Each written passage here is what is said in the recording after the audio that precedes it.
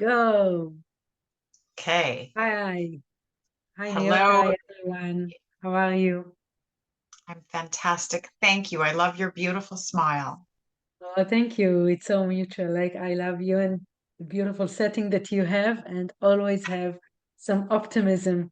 And it's good because we're talking about physical pain, and Yeah, it can be painful both physically and emotionally. And we're going to talk about the emotional layer that lives underneath the physical sensation. And we know yeah, already about the mind and body connection and how they work together and how everything is a closed system. it is. The human body is a closed system. So everything, I mean, if you stub your toe, it can put you in a bad mood, or if you get an injury, it can put you in a bad mood. But your bad mood can cause pain. Bad things happen when you're in a bad mood, but Yeah, also the way that um, the emotional component, negative emotions or unhealed emotions get trapped in the body and manifest as pain or pain and dis-ease, like actually can create physical um, manifestations of illness that are, it's not that I find that a lot of people when we discuss this, you know, I will say your emotional component, all pain is emotional pain. And they think that I'm discrediting a diagnosis of something actual physical. No, I actually have, you know, this hip issue. I have this diagnosed dis-ease or condition or, this physical ailment that is diagnosed by the doctor. And of course it is. By saying that it has an emotional tie, we're not discrediting what has physically happened to your body. We're saying that there was an emotional component that contributed to it, and there's an emotional component that can be healed, that will alleviate, ease, or in sometimes heal the physical that it's tied to.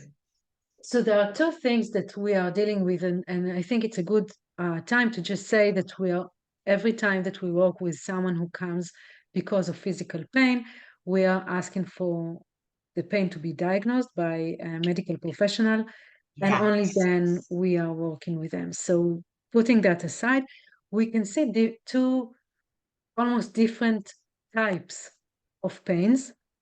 One of it can be diagnosed and is diagnosed, and the other one is undiagnosed because Yeah. the medical professionals don't see anything that is physically, may we Right. say, wrong with the Right. person, but it's painful. It is painful nonetheless. Right. And there can be physical symptoms like swelling, bruising, Yes. um, things that they're chasing and never able to get a firm diagnosis of. And things like fibromyalgia it's one of those spectrum things because you can't say, oh, this is fibromyalgia from one or Hmm. two things. That it has to be, and but every person who suffers from fibromyalgia, it isn't like a textbook, like you're going to have this symptom, this symptom, this symptom. I There's think that's a myriad what's of important symptoms. to say, that like every pain, like even someone with migraine, it's Yes. not it's not the same as another person who has migraine. Yes. Fibromyalgia now can be diagnosed by different points of in the body, and the Yeah. Western medical medicine knows how to diagnose fibromyalgia. And I think what we meant to say mostly is that there is no one pain that looks the same as the other. Exactly. Exactly. And this is because we are processing the pain not in the place where it's painful, but in the brain. And everyone Yes. processes the pain differently. And to go back, it is very depending on the emotional state. And I want to go back to what you said. If someone is stubbing the toe, now they have a bad mood. What happens is because of the bad mood and because of their focus that goes to the stubbed toe, they're now not in focus on other things that are happening around and in their environment, and they can, drop something, and they can get burned if they cook something, because the attention is not going to what they're doing, but it goes to the stubbed toes. So it's a cycle that, and Yeah. the longer the pain continues, the lack of attention we have Get about other spread things. out even further. It gets, yeah. Yeah. Yeah. And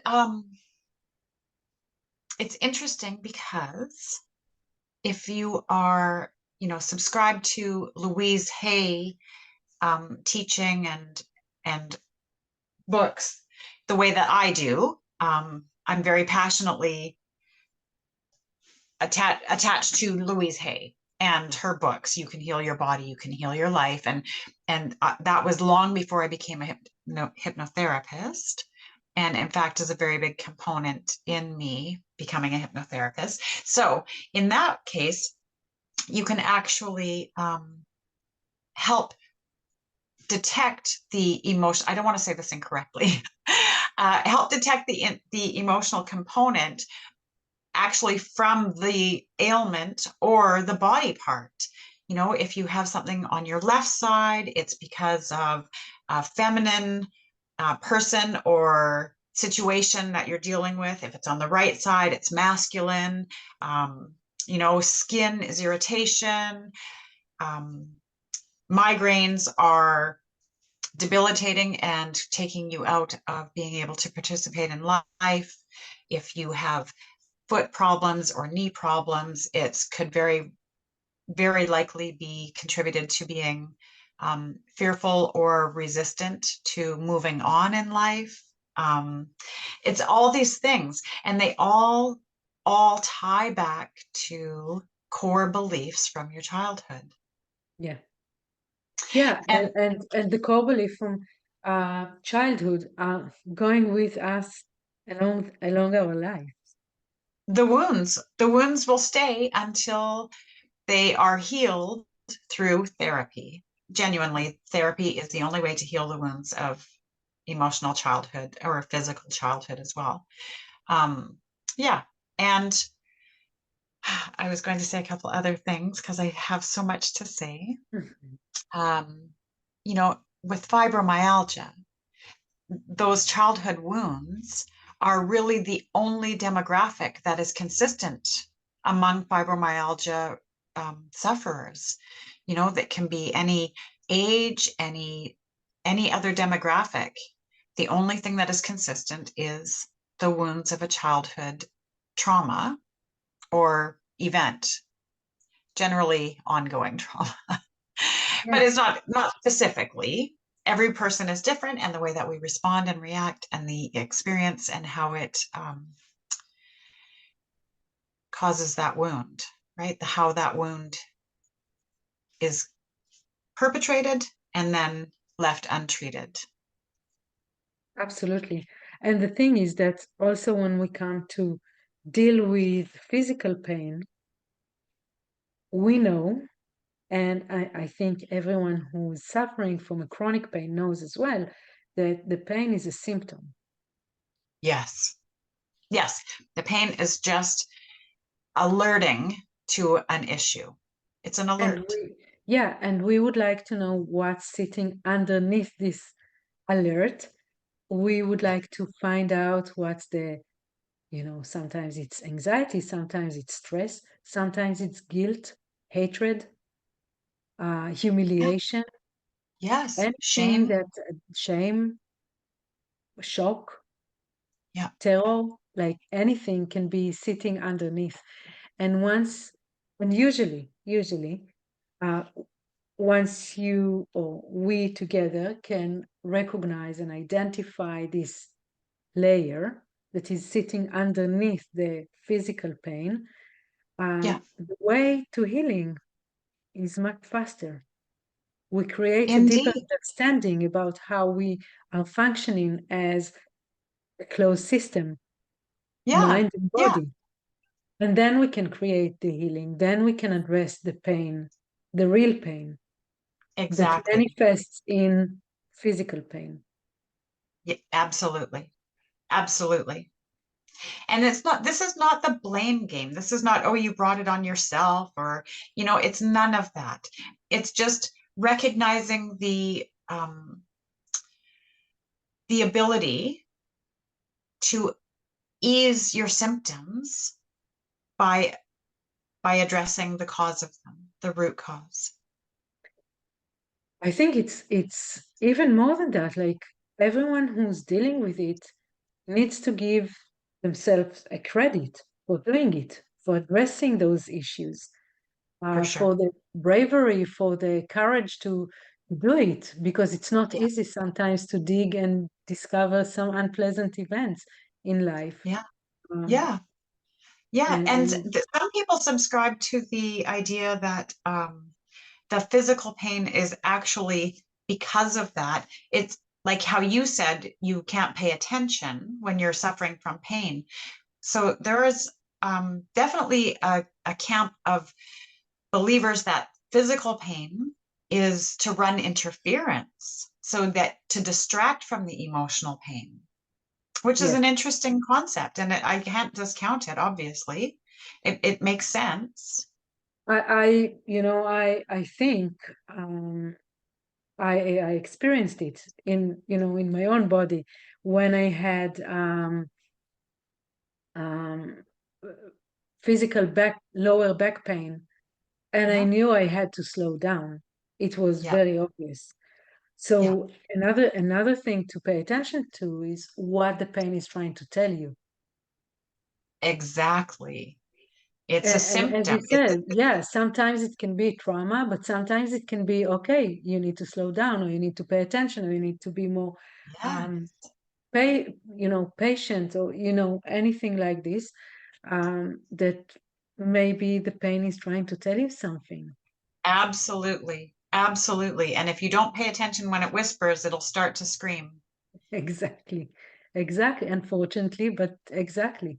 It's Yeah. like I sometimes I compare it, to a little kid, right? If they ask chocolate and you don't give them, then they will ask again and again and again. And if you ignore, they will start screaming because maybe you don't hear them. And then the Right. tantrum. The tantrum. Yeah. And if you So, don't pay attention when your body is giving you the warning signals, you will pay with your health. That's the way so, that it, so I don't think it's about surrendering to the pain or to what it tells you, but it's, acknowledge it and see what you want to do with it.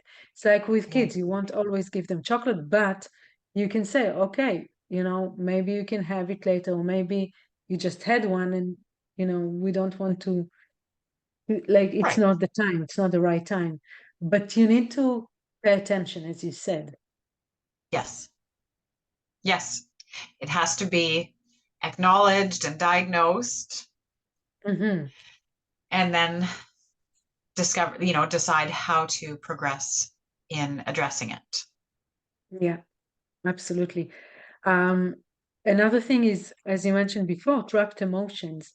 And I work a lot with trapped emotions mostly lately. And trapped emotions are emotions that weren't processed thoroughly.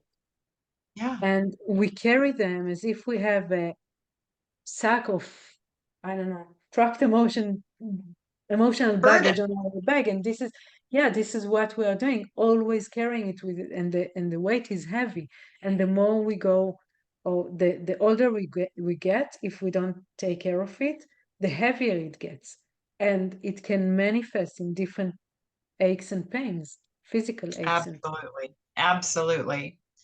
And then we go through the cycle of gifting it to our children. Here, carry this burden I didn't deal with. You yeah, can you yeah, can take a exactly. chunk of it, how about? And that nobody intends to do that, obviously, but that's that's what happens with unresolved emotions. It has Yes. all of that effect on every aspect of our lives. Yeah, and therapy can help. And hypnotherapy can help rapidly and safely. Yeah. I again, like we said, that everything needs to be diagnosed. I would like to Yes. say another thing about it, that when we say therapy and hypnotherapy can help, and like releasing trapped emotion can help, and so many things can help, but at the same time, sometimes temporarily, it can feel as if it's getting worse. That's And I true. know it's not That's true. popular to say it, but I think this is something we need to say. Sometimes it feels as if it gets worse, mostly because our mind does not know how to react to the changes. Yes. And our subconscious mind wants to keep us safe, wants to keep us in a familiar place. And if we are changing something, it's scary, it's not familiar anymore. And Yeah. it can manifest in more pain at the Yeah. beginning. Yeah. Not always, though. That's Not true. always. Everybody's journey is different. And, Yeah. it just depends on how buried it is, how many layers to it there are. Yeah. But the result is always worth it. The result is always worth it. I think even if we are not talking about the results themselves, which of course they worth it, we're talking about the journey, the way to having a result. This also a huge gift, where one can understand what's going on, one can understand what's happening. And sometimes, if someone doesn't want to invest in too many sessions, and it doesn't have to be too many sessions, but let's say Yeah. they don't want to invest time or money in too many sessions, that's okay too, as long as you understand what's going on. And then you can do it either by yourself or with someone else, or, but you can learn, you can expand your mind, and you can learn what's going on with you and with the pain and how you Yeah. can change it. Yeah. Absolutely. Beautiful. So Yeah. we So would there's love, another hypnotic talk. yeah, and we would love to talk about pain and how to relieve pain through hypnosis or manage pain through hypnosis. If you have any questions, feel free to ask us. Our contact information is down below. And just to say a few words, Neota, where people can find you. Oh, yes. I'm in Nanaimo, BC. I work at Vancouver Island Therapy for in-person sessions, but I do also see clients online, whether they live locally or anywhere in the world. Beautiful. And you? I'm Miri Malkin. I'm in Vancouver, BC, seeing mostly people online all over the world. One of my focus is chronic pain, and I love to work with people who have chronic pain and see how things are changing and shifting. Um, and yeah, I'm also an emotion code practitioner and a coach, and I love releasing trapped emotions as well as doing Yeah. hypnotherapy. Yeah. So thank you so much. Until next time. Thank you so much. Bye. Thank you. Bye, Mary. Bye, everyone.